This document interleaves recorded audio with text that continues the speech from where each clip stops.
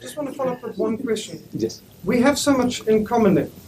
We are monotheistic. Right. We are against communism. Right. We are against evolutionism, pornography, all these evils.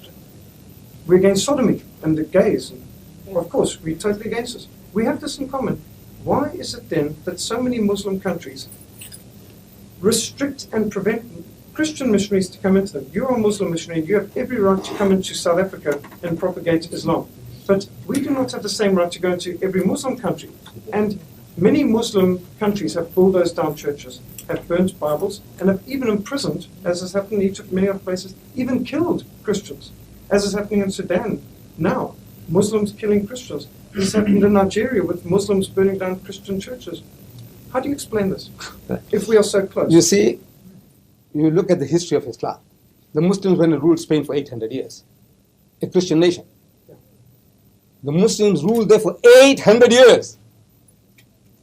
Now, if they use any of the tactics that you are describing now, they were masters of Egypt. For 1,400 years, they are the masters of Egypt, the Muslims. And there are still 15 million Egyptian Christians in that country. 15 million. Do you know that? Yes, Egyptian Christians, 15 million. Right. So if there was this type of things, a policy, eliminate the Christians, force Islam down their throat, if you don't accept Islam, we'll chop off your head. There would not have been a single Christian left in Spain after 800 years. Or in even any type of subtle force, economic force, educational brainwashing. Like in South Africa, the white man, he did a beautiful job. In 300 years, the bulk of the people are Christianized. They didn't use the gun. They said, now look, you Zulu, you accept Jesus Christ, otherwise we'll shoot you. No, they didn't do that. They educated them, they preached to them, and they accepted it. But now, the Muslims didn't use any type of force in Spain 800 years. Because when they were kicked out to a man. And there was not one man left in that country to give the azan, the Muslim call to prayer. Why? Because they didn't use any type of force. Then the Muslims ruled India for 1,000 years. 1,000 years the Muslim ruled India. After 1,000 years of Muslim rule, eventually when partition takes place, the Muslim gets 1/4, the Hindu gets 3/4. Why? We didn't do the job. We didn't do what you are alleging. Then which Muslim soldier went to Indonesia? The largest, supposed to be the largest Muslim numbering country in the world.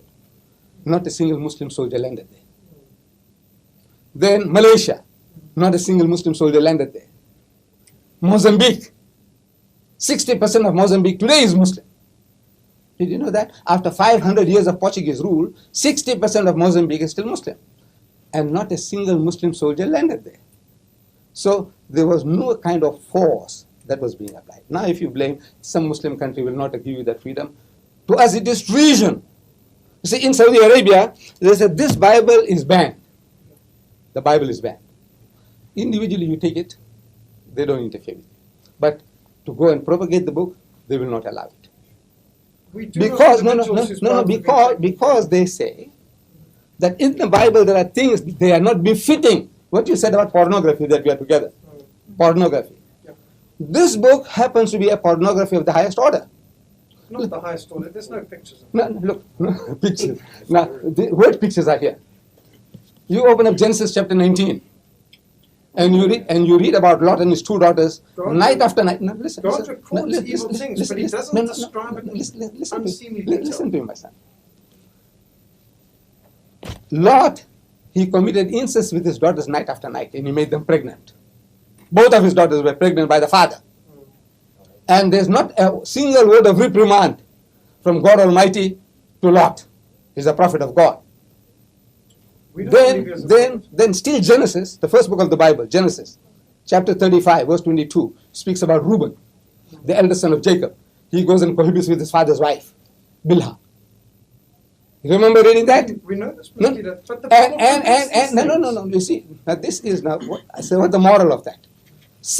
Father cohabiting with his daughters was the moral. Son cohabiting with his mother was the moral. Then you read further Genesis chapter 38. It speaks about Judah, the father of the Jewish race. He went and cohabits with his daughter-in-law Tamar by the roadside, and he makes her pregnant, and she begets twins, Phares and Zara. Who become? You know this is not the message of the Bible. I'm just. You see, no, I'm talking from the Arab point of view that this is pornography. Is this the reason why Saudi Arabia doesn't? Right. This is all pornography. Brother raping sister, son doing wholesale rape of his mothers. Wholesale rape in the Bible. But